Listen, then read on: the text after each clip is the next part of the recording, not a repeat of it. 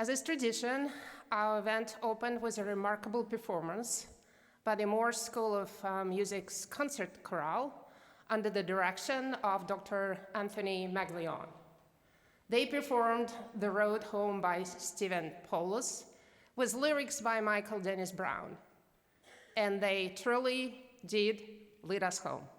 Welcome home.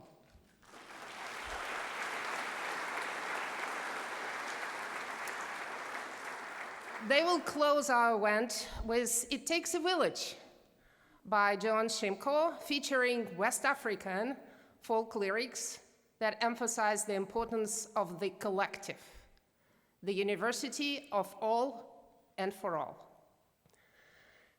Good morning, distinguished guests and participants, both here in person and joining via live stream.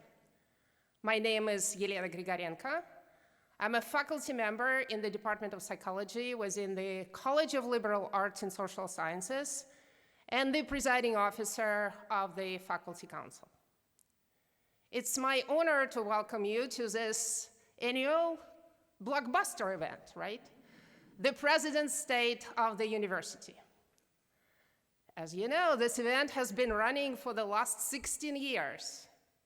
I've been in the audience multiple times, seated among you, feeling pride and a sense of accomplishment while listening to President Khator's words and reflecting on UH's achievements. Can't stop Houston, can't stop us. Today I'm not a listener, I'm a speaker with a single task: to introduce President Khator to you. But of course, she needs no introduction. So how does one cope with a problem that doesn't need a solution? I don't know what business people, lawyers, or doctors, or plumbers, or hairdressers, or anybody does, but I do know what university professors do. They pose new questions so they can find answers to a non-existent problem, right? They redefine problems so they can search for solutions. So here's my introduction of the person who needs no introduction. My solution to this delightful dilemma is to share with you highlights from my personal conversations with President Khator. Moments that I found both revealing and inspiring.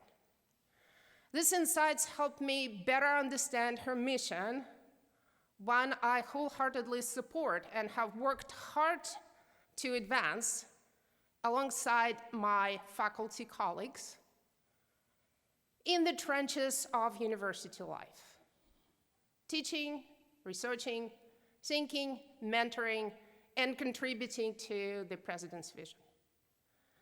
She finds her reward in transforming the lives of our students, offering them, both personally and through her faculty, guidance and added value to their present and future.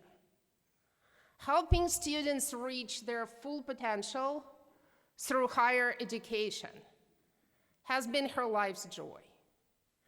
Perhaps because it was the opportunity that transformed her own life in unimaginable ways. She says that learning is her passion and that she learns something from everyone. She ensures that our substance, that's where I come from, right, is strong and tirelessly works on our reputation, having moved light years from where we were 18 years ago, before she arrived. She is always there for the board, and the board reciprocates from near and far, contributing and supporting her vision. Her favorite sports team? All of them at the university. Her favorite math problem? The university's budget. Her favorite subject to brag about? The university. Her passion? The university. Her commitment? The university. Her favorite conversational topic? The university. So I give you the person behind all these words, and she is coming to us, guess what? With even more words. Please join me in welcoming University of Houston President Renu Khator to present the state of our university. Thank you. Well, good morning, everyone, and thank you so much, Dr. Grigorenko. I sincerely appreciate your warm introduction. You are a role model faculty, and I know you've been selected by your peers to receive the university's highest honor, the Farfel Award this year. Yes.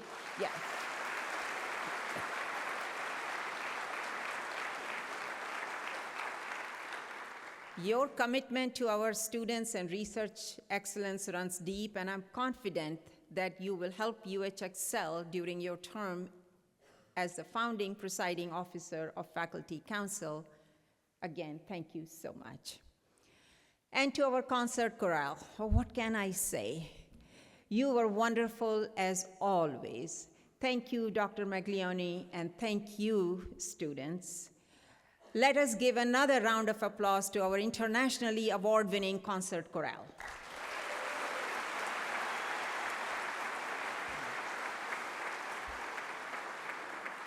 Well, colleagues and friends, it is my sincere honor to welcome you to my 17th annual State of the University Address. Let's welcome our regents who guide us, inspire us, and push us to achieve goals that are often bigger than our own. Their vision is strong, their support is solid, and their love for this university is unparalleled. Joining us today, and please stand as I call your name, are the Honorable Jack Moore, the chairman.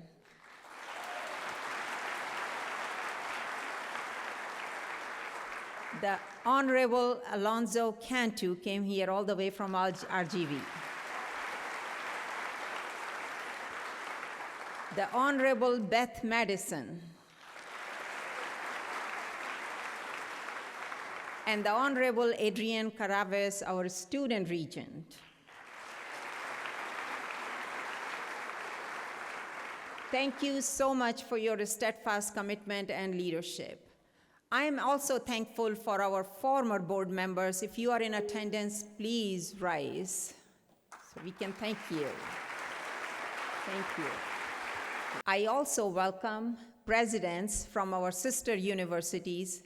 Thank you for being such wonderful colleagues. President Lauren Blanchard from UH Downtown, President Richard Walker from UH Clear Lake. Next, let me thank my cabinet and deans. It is their hard work that allows me to stand before you today with so much pride. May I ask you to please rise?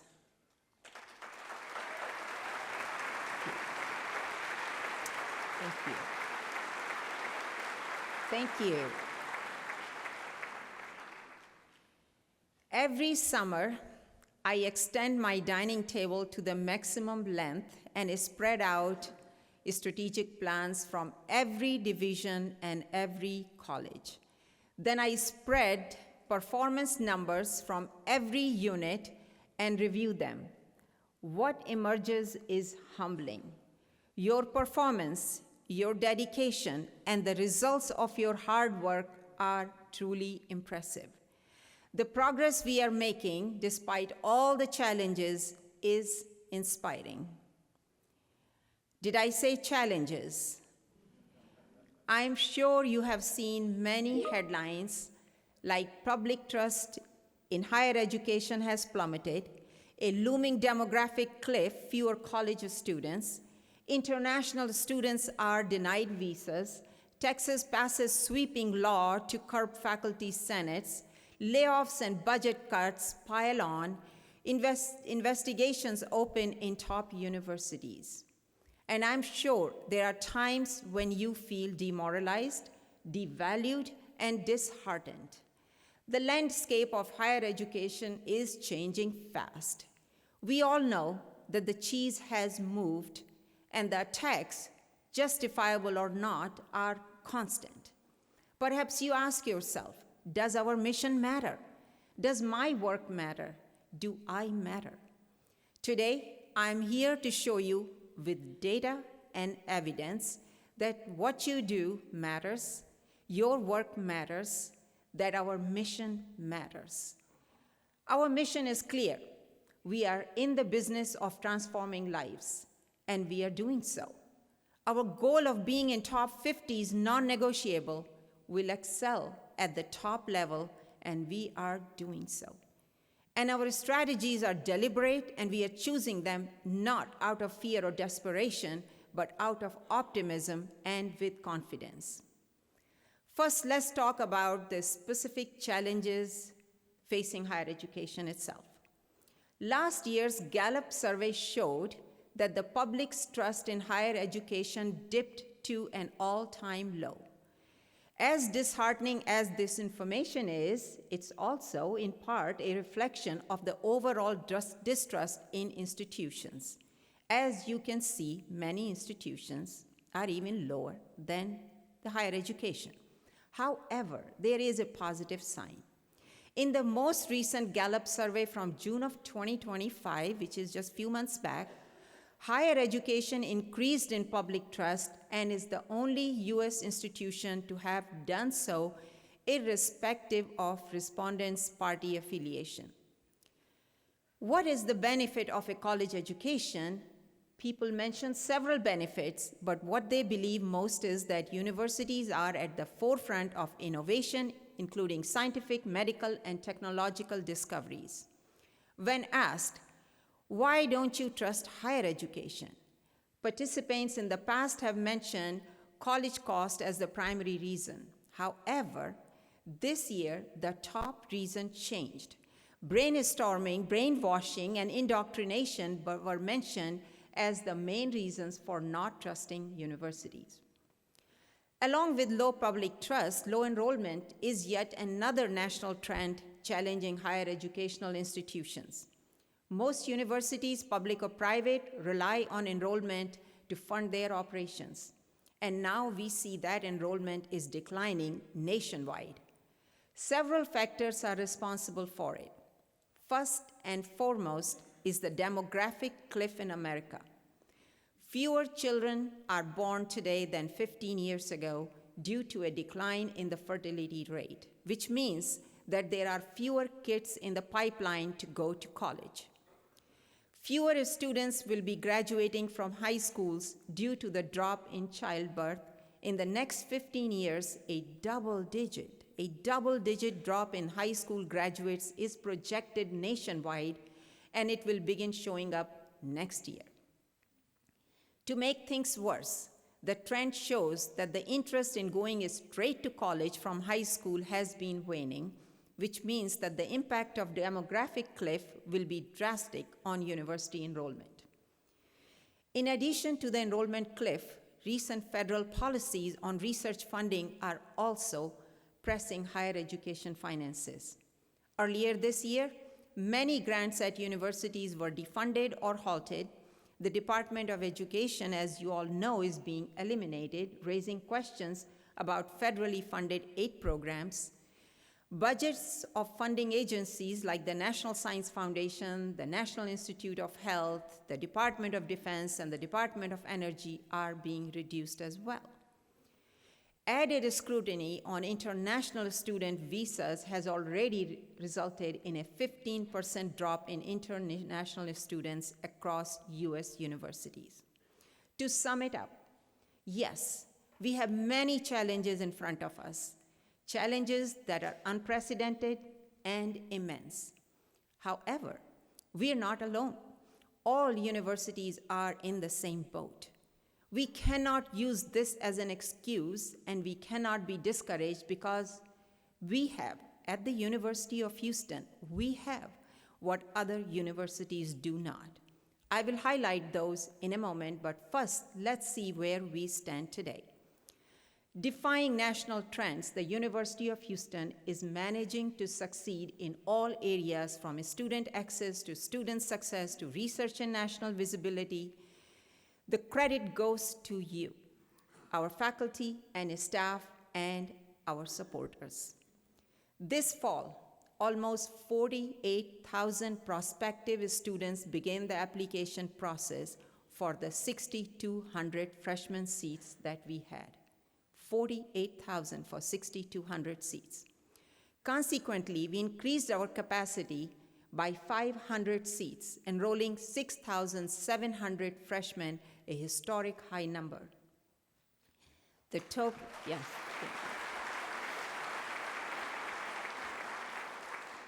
The total student enrollment, undergraduate and graduate, it stands at almost 49,000 for this fall, another historic high.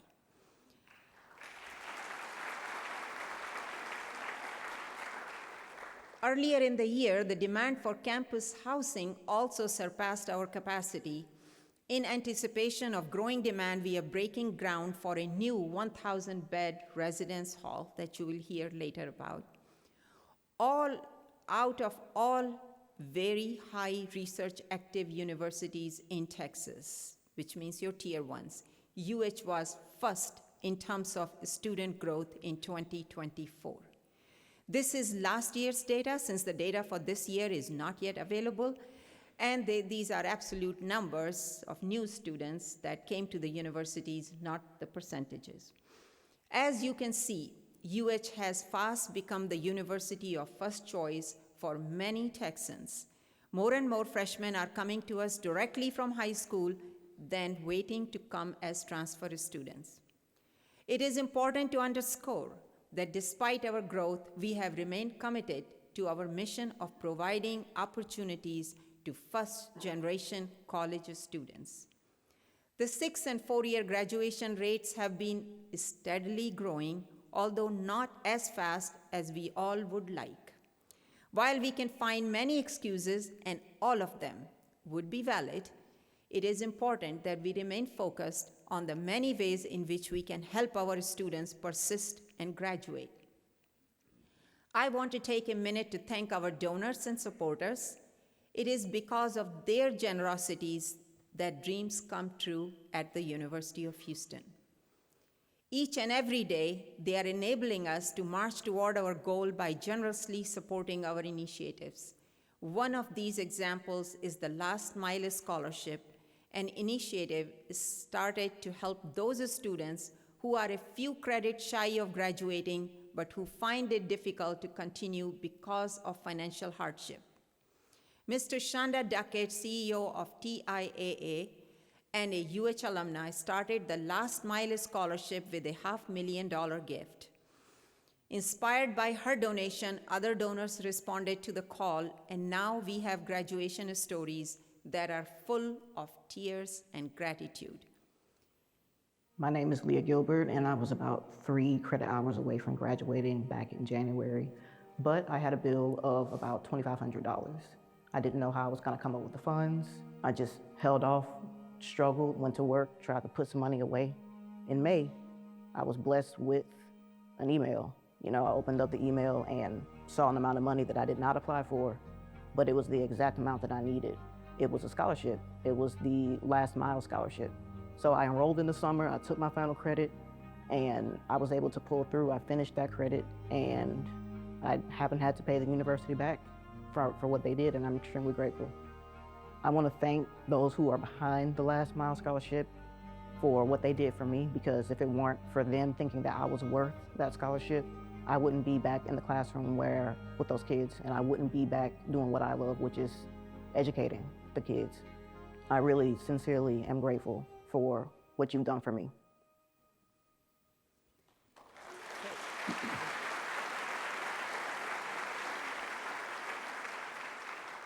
Something happened a week before the first day of classes that convinced me that everyone is focused on student success. With all the construction fencing around the campus, and that's why I have my tennis shoes on, you see. Traversing the university is challenging. A week before the classes, it was realized that existing pathways will not be sufficient to transport students from their classes to other classes across campus on time. The facilities team built a concrete pathway through the construction site to allow faster flow of foot traffic. And they did it in 5 days. Yes, just in 5 days.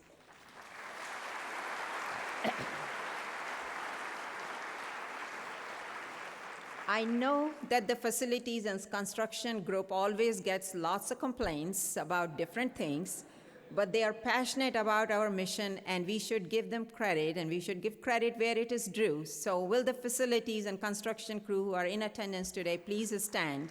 Just give them a hand.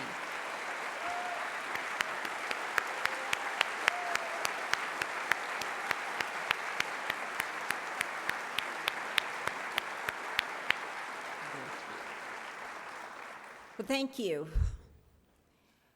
The enrollment numbers are just as impressive for the Fertitta College of Medicine, which received 5,300 applications for 60 slots for its fall 2025 class. 100% of the graduates from the college this year are in residency, most in primary care, but some in the most sought after and toughest fields like dermatology and neurosurgery. As you can see, 67% are staying in Texas, helping solve the state's physician shortage problem. Our student athletes are not just excelling on the field, they are excelling in academics. For spring 2025, they set a record by getting a 3.26 grade point average.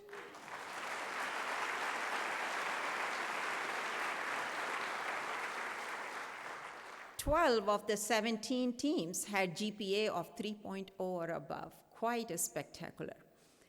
We cannot leave the topic of student success without pointing out that our students are competing globally and earning accolades. An excellent example is English major Kalena Holman, who was named a Gates Cambridge Scholar. The highly coveted scholarship will support Kalena's graduate studies at the University of Cambridge in England.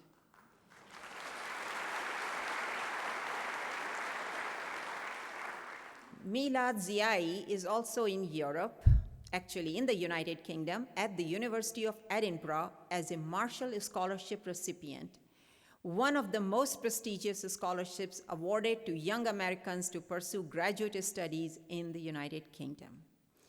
Both of them are in Europe, so they are not here in the audience, but we are very proud of them. Now let's shift to accomplishments in research and scholarship. UH's research expenditures continued their upward trajectory to $279 million, with federal expenditures being over $126 million. In NIH-funded research, College of Pharmacy is now ranked number 25 nationally, and College of Optometry is in the top 10 nationally. Let's give them a hand. It's a pretty good thing.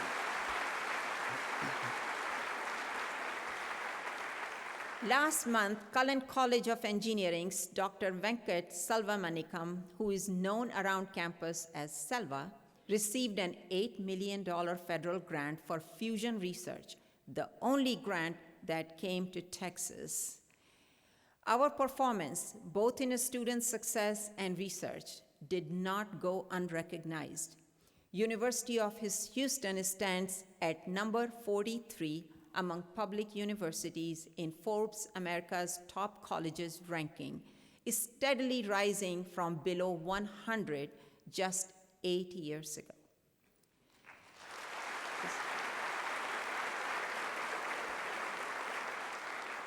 This is a remarkable ascension, and it is primarily because UH graduates are graduating with lower debt, in fact, the lowest debt among all Texas research universities, and earning higher salaries as alumni.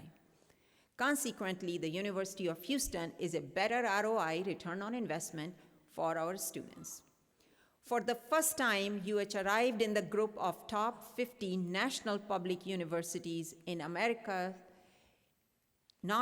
top 50 national public universities in America in QS World Rankings, which is the most well-known global ranking system. We cannot point to one single factor that helped our ranking because our score improved in every single category, from student success to global reputation and faculty research.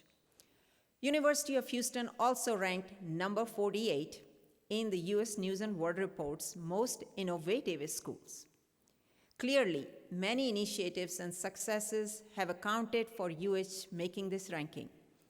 While each of these top 50 rankings indicates we are progressing in the right direction, we are yet to achieve our stated goal to become an overall, let me repeat, overall top 50 public university in the US News and World Report ranking.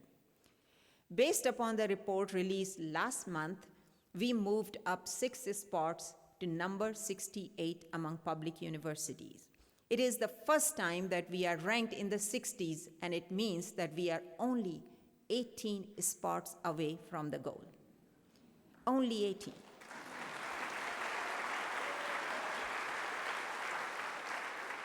Well, clearly, the excellence of the whole depends on the excellence of its part. And I know, and you know, that many colleges and programs are already ranked among the top 50, top 10, or even number 1, like the entrepreneurship program in the nation. None of these accolades, student success, research, or rankings are possible without our people. Our faculty are excelling in their fields. Our staff are dedicated to their work. Not one, but 2 Guggenheim Fellowships, one of the nation's most prestigious recognitions, were awarded to our faculty. Anna Meyer received the fellowship in Fine Arts for her creative work, and Francine J. Harris was recognized for her excellence in poetry. Both awards signify excellence of creative work in humanities and arts by our faculty. Professors Myers and Harris, please allow us to honor you. If you're here, please rise.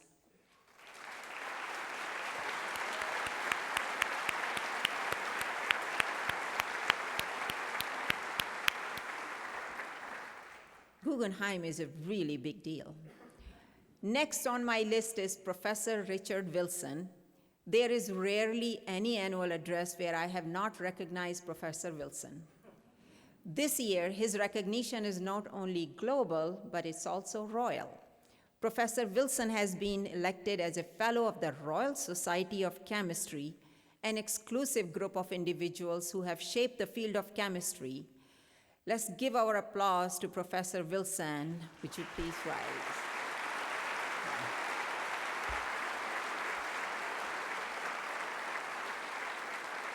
Thank you. Professor Nicholas Canelos, I know I should be saying Caneos because I'm taking Duolingo, so, but of Arte Publico received the National Humanities Medal for his extraordinary contributions to Latino culture in the US. He was awarded the medal in a White House ceremony last October. Please stand, Dr. Caneos.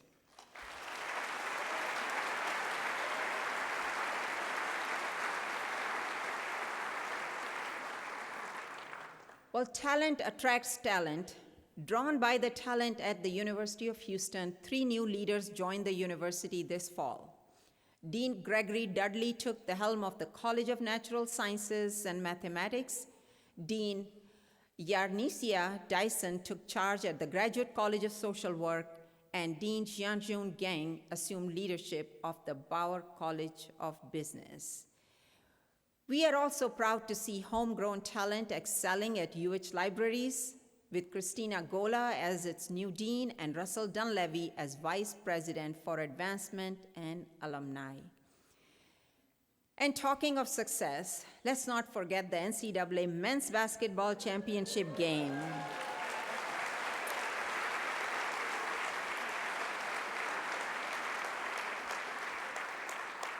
This game between Houston Cougars and Florida Gators was watched by over 18 million viewers.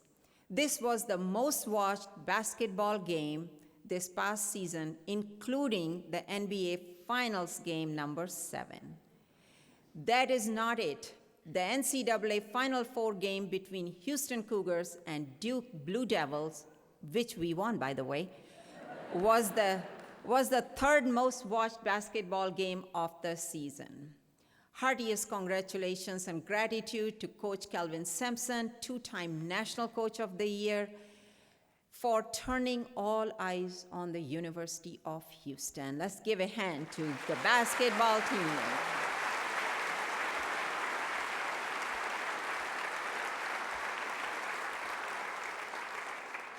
But basketball is not the only performance that brought millions of eyes to the University of Houston.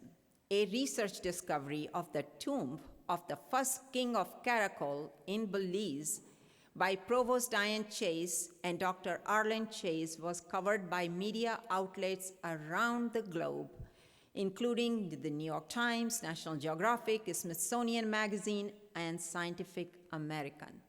Will you two please rise?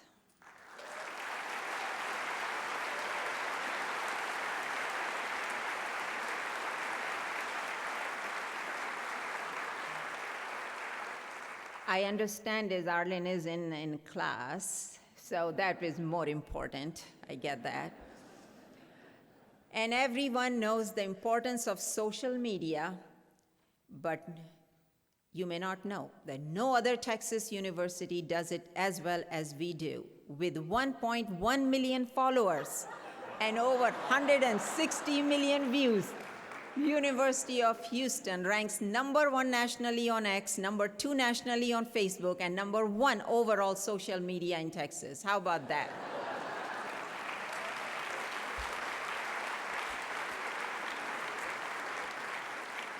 We are making tremendous strides. If you ever feel discouraged or disillusioned, think of the impact you have made in just the last 5 years. Think of those 56,000 graduates in the last 5 years whose lives you helped transform. Think of those students who are attending UH today because of the millions of dollars you helped raise from our generous donors toward their scholarships. Think of those people whose quality of life is better today because of the research done by you, our faculty. And think of those patients who are being treated by our doctors because you dared to start a medical school. Think of those millions of people who found a new team to cheer on because you had the audacity to build the #1 basketball team in the nation. But our work is not done yet. We are evolving, we are changing, and we are shaping that change because that is who we are. We have come this far not just by molding to change, but also by shaping the change itself. If you think about it, no one forced us to embrace change nearly 20 years ago, or to build a medical school 5 years ago. We chose to transform ourselves because we knew that it was the right thing, the responsible thing to do for the city and our state. Looking forward, we have opportunities not afforded to most universities. At the top of my list is our city, Houston. I have often said that our location is our biggest endowment. Despite national trends and challenges, Houston will continue to grow in population and economic output. The trend of population decline that we saw at the national level does not seem applicable to Houston, at least for some time. Houston's metro population stands at 7.8 million today, and by Greater Houston Partnership's modest growth model, not even aggressive, modest growth model, it is projected to grow to 10.7 million by 2050. Houston's college-going population is expected to grow by 20% during the same period. The national enrollment cliff is unlikely to arrive in Houston anytime soon. And as long as we remain committed to our mission and focus on meeting the needs of the Houston Metro, we won't face the challenges that other universities in other cities may. However, I don't have to remind you that Houston, because of its growth, will continue to attract universities from other regions and other states to set up shop here. It is in this context that our expansion into Katy and Sugar Land is of strategic significance. This year, the student headcount in Sugar Land grew by 45% and in Katy by 144%. True, in Katy, we are starting with a very low base, but thanks to legislative support, our plan is to grow there exponentially. Besides population growth, another positive signal for us is the improving quality of Houston's K-12 public schools. Since over 70% of our students come from Greater Houston region, we take it with great optimism that the latest state ratings for our region's public schools are improving. Against the national trend of declining interest in going to college or preparedness for college, we may see a growing interest in our region. And we cannot ignore or abandon our mission because UH is the largest university in the Houston metro by far, enrolling twice as many students as the next largest university.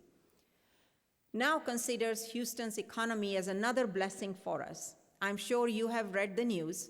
Houston Metro leads all other metros in GDP growth. New industries like Apple, NVIDIA, Foxconn are expanding to Texas. Eli Lilly is investing over $6 billion in Houston, creating 4,000 jobs. 1 million new jobs will be created in Houston by 2050. 72% of all future jobs will require post-secondary training. 43 million Americans started college but did not finish, and over 2 million college dropouts are in Texas alone. Here is another need that we can fill. For this vibrant economy, Texas will need more talent, more college graduates, and more researchers. The legislature has recently created some powerful research initiatives: $1 billion fund for water infrastructure, $698 million for semiconductor research, and a priority in quantum computing, where the funding level is yet to be determined. Plus, if approved by voters, or rather I should say when approved by voters, a $3 billion fund will be created for dementia prevention. As you can see, our mission is more relevant today than ever. Your work matters more today than ever. So what's ahead for us? Where do we go from here? Albert Einstein gave the magic formula when he said, "It's not that I'm so smart, it's just that I stay with problems longer." Consistent commitment to our goal is the key. Our first and foremost goal is student success, defined in terms of our students' ability to graduate on time. Until now, we have been measuring it with the 6-year graduation rate. While we'll still do that, we are now shifting our emphasis to 4-year graduation rate. It does not mean that we are requiring students to graduate in 4 years. What it means is that we are making a commitment to provide the level of support and the type of culture that empowers them to graduate in 4 years if they wish to do so. We know that the majority of our graduating students take around 4.5 years on an average to graduate. And we also know that the significant dropout happens between the freshman and sophomore years. Clearly, we must pay attention to the first-year experience in a more systematic and thoughtful way. Provost Chase is starting a new initiative called the 4-year graduation culture, which will have many components inside and outside the classroom and will include real-time, 24/7 support to students from admission to course registration, degree planning, to advising and tutoring, all using AI tools. Former CEO of IBM, Ginni Rometty, a leading voice in AI, once said that AI will not replace humans, but those who use AI will replace those who do not. We can debate about every aspect of AI. We can if we want to, but the fundamental question for us is, are we preparing our students to be irreplaceable?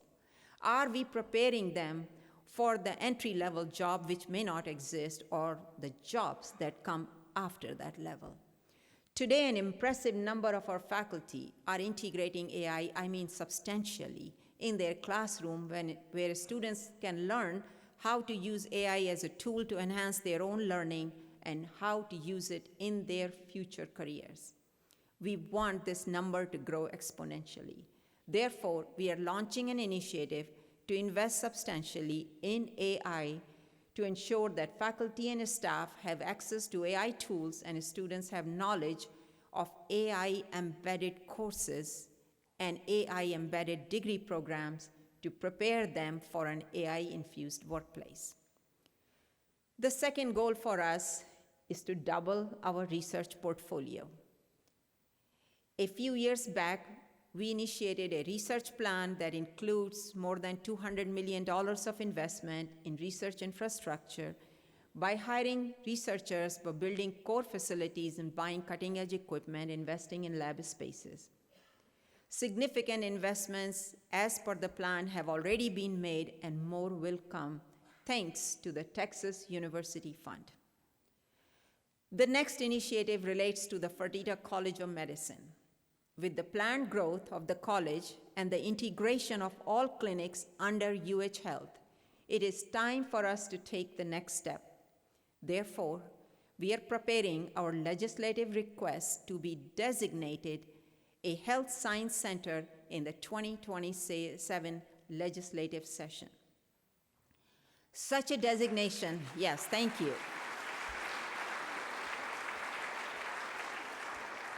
Such a designation, you might wonder, what does it mean? Well, such a designation will not only bring equitable resources to our health colleges, but will also allow us to provide integrated student training and further interdisciplinary research. Both of these are essential to improving health outcomes. The next initiative relates to safety and security, which are always at the center of our planning. Last year, we added 80 security and police personnel to our existing force. And this is to increase police visibility and response rate, and I'm sure you can see that. In addition, now we are bringing a police substation to the center of the campus again for a better sense of security. We are also completing, by the end of this year, the board-approved lighting project that has added new bright lights at the perimeter of the campus.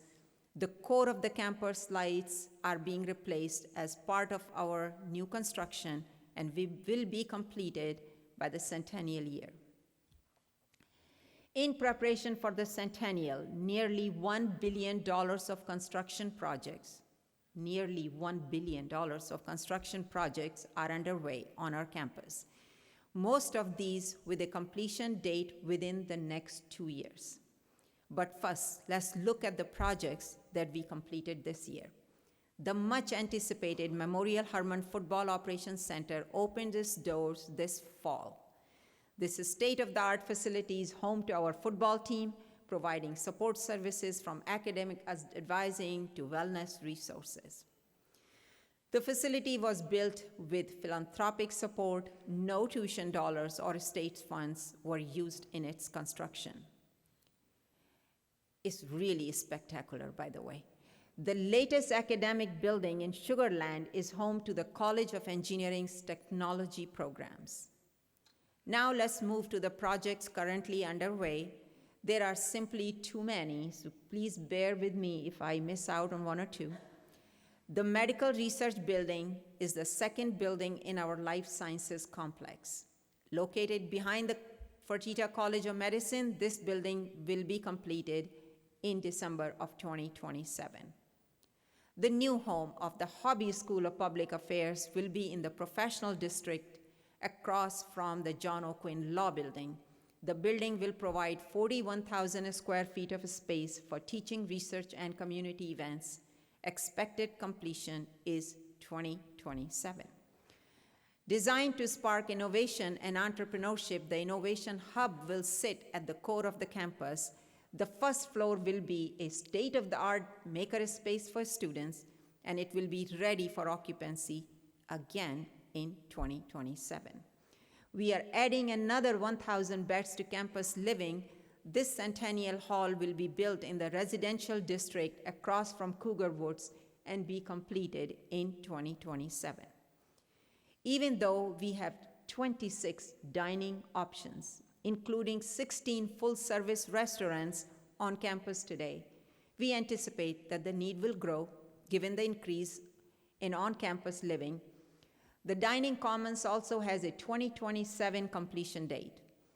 I'm sure you have seen the renderings of the Centennial Plaza along with the newly imagined Wilhelmina's Grove and the University Drive. The purpose is to create more outdoor shaded areas for gatherings and conversations and to enhance walkability on our campus. What you have not yet heard is that we have commissioned a major piece of art to be placed next to the fountains to commemorate the centennial. Our hope is that this art piece will become a destination spot for visitors, not just to campus, but also visitors to the city. We will reveal it in time. But construction is not the only thing that we are preparing to celebrate university's 100th anniversary with. Plans are underway to have robust academic programming with curated lectures, seminars, and conferences. A committee led by Dean Dan O'Connors and Associate Dean Donna Stokes will be sending out a call for proposals. A fund has been set up to support these academic events, so start thinking. We also wish to celebrate our staff.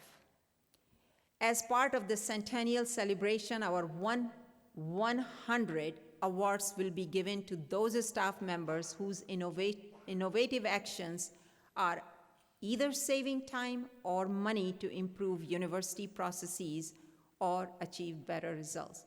100 staff awards. The first award was awarded earlier in the year to Mrs. Jaquita Lavelle Watkins, clinical administrator at the UH College of Optometry. She led the development and implementation of the first online appointment booking system for the UH Optometry Clinic, enhancing patient experience and saving staff time. Will you please rise, Mrs. Lavelle Watkins? Thank you. Yeah. So look out for call for proposals or your ideas from the Office of Innovation. In the spirit of Centennial, we are celebrating our alumni, 342,000 alumni, by highlighting 100 of them, the innovators, the game changers, and newsmakers via a podcast called The Pride of the Pride. This podcast will be released in January. We thank the UH alumni for undertaking this project. The last part of the centennial is to celebrate our biggest partners, our donors, who allow us to dream big and be bold. Our centennial campaign of $1 billion is to ensure that students can graduate, professors have the tools to teach, researchers can solve challenges, and athletes can win. At this point, we are at the 716 million mark. We are adding 13 additional development officers, so every college will have the necessary staffing to build on their dreams. Last but not least, let's talk about athletics. The men's basketball program is where anyone can dream it to be #1 in the nation. Watch out for this year's team. They are more experienced, more talented, and more motivated than ever before. But keeping this top-of-the-world feeling will require vigilance and support from all of us, including our city and corporations, and we must commit to doing so. Cougar football is also off to a good start with 4 incredible wins, and we have next game coming.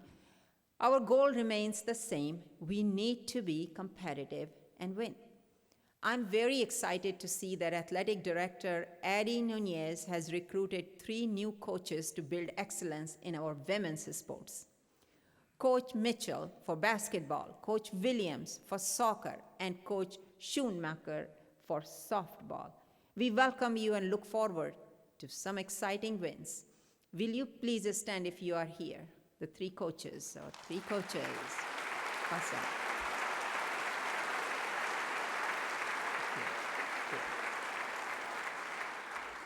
The landscape of college sports is changing at a dizzying speed with NIL, the transfer portal, and revenue sharing. The time to debate whether it's good or bad, whether rules are fair or unfair, is over. It's time for us to play our best game. No matter what the challenges are, we are committed to keeping our sports nationally relevant and competitive.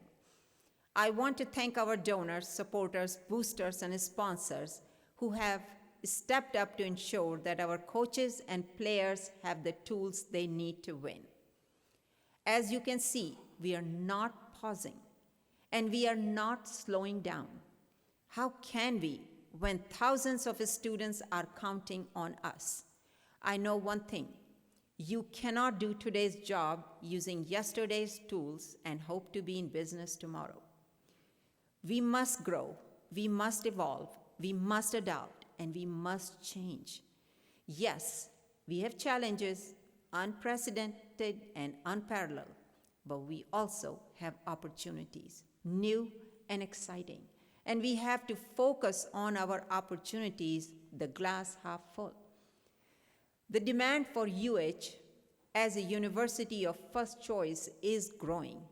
The opportunities for research with state funding are increasing.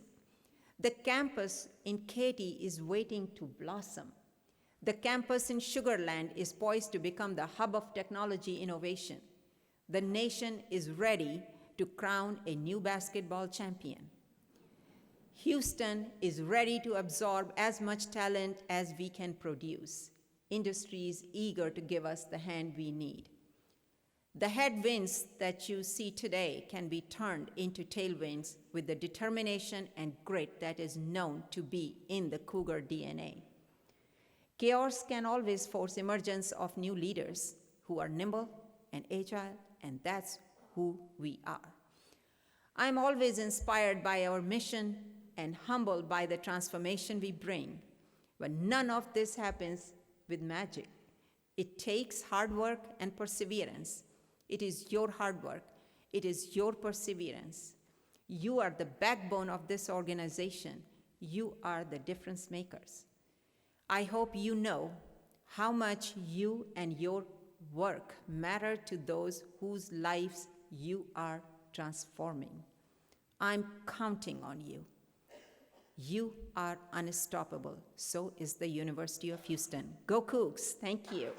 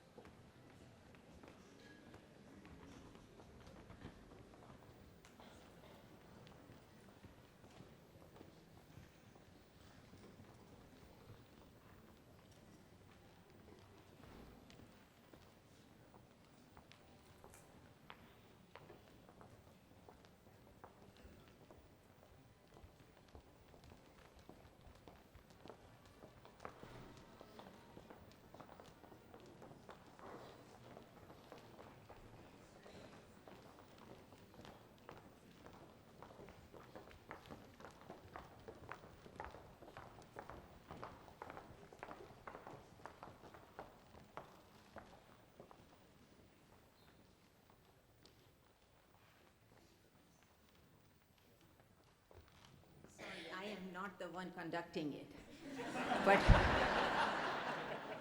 that would be my new passion. But I am here because we have a surprise here for you all. So before the performance, let me see if we can put the surprise video. And before we do that, I think the script missed out Regent Durga Agrawal. I want to recognize Regent Durga Agrawal also, who is here. Thank you. And if the video is ready, from the University of Houston's honorary board chairman, would you please play the video? Hello, Cougars. Tillman Fertitta here as your honorary chairman. It's my pleasure to bring you greetings from Italy. Even though I'm now thousands of miles away, please know I'm with you, cheering you on like always. I must tell you that serving as your U of H Systems Chairman for the past decade has been a true honor and a privilege. Watching UH grow and having a hand in it has been life-changing for me. I know you're in good hands with our board leadership today, and I'm incredibly proud of the remarkable strides that you all have made this past year. And I'm eager to hear what President Khator has planned for the future. I know it will be bold and further elevate our students and community, and I have no doubt that you'll make that vision a reality because you are all game changers. So keep breaking boundaries, keep driving excellence, and we'll show the world what it means to be a Cougar. Ciao for now, and as always, go Cougs.